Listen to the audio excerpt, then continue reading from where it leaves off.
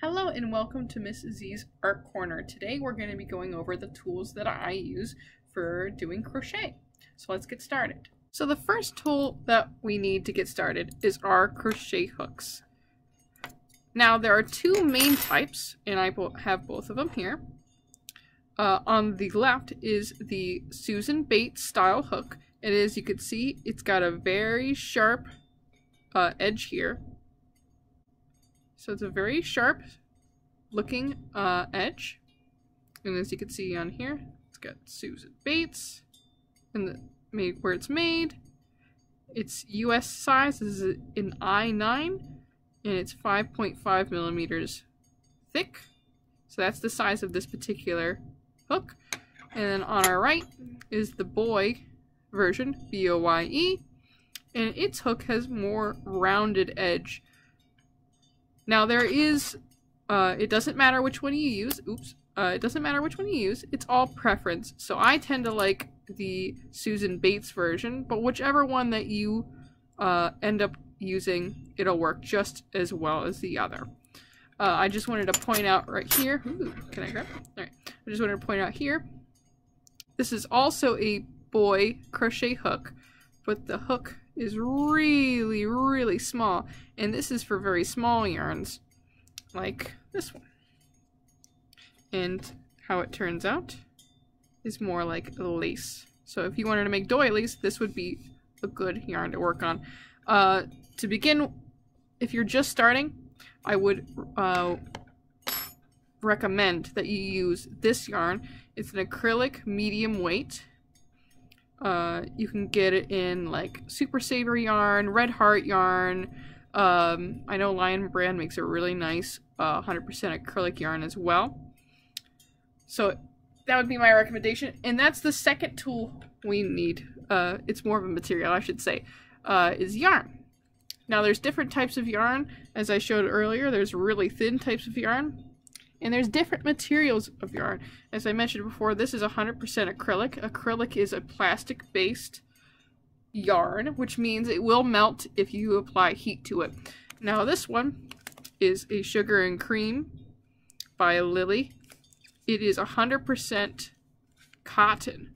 So you can see it, made in Canada for about 100% cotton. Now this is great for washcloths and pot holders because it will not melt since it's a natural fiber. It comes from the cotton plant. It doesn't melt. It will burn, however, but most things will. And then I also brought a couple of other types. And I'll just briefly kind of point out that they come in different sizes. So this one's a little bit smaller. Let me get a comparison here. Than the medium worsted weight, just a little bit. And it's a lot more flexible, and that's because sport yarn. It's made to be a little bit more breathable, a little bit more flexible, and it's also specifically for babies, which you want really soft yarn for. I also brought a heavier, plumper looking yarn, and this is good for really chunky hats. And they all have their sizes, so let's see here. This one's a bulky size, number 5. And if you see on the packages, it gives us a recommendation for what size hook we should use when making things with this. Let's move on to the biggest, chunkiest one I have, which is the Karen Sprinkle Cake. And let me try to back up the camera a little bit.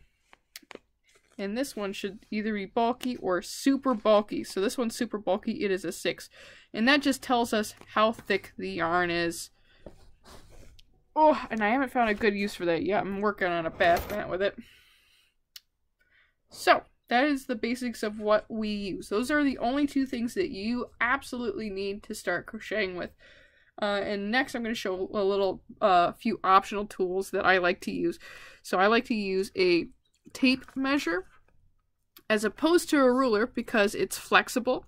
If you're working with a project and you want to make sure you get an accurate measurement, using something flexible, because yarn itself is flexible, your project will be flexible unless you have a really high tension, which I would worry that you'd be able to crochet for very long without getting a cramp. So this is one of my recommendations.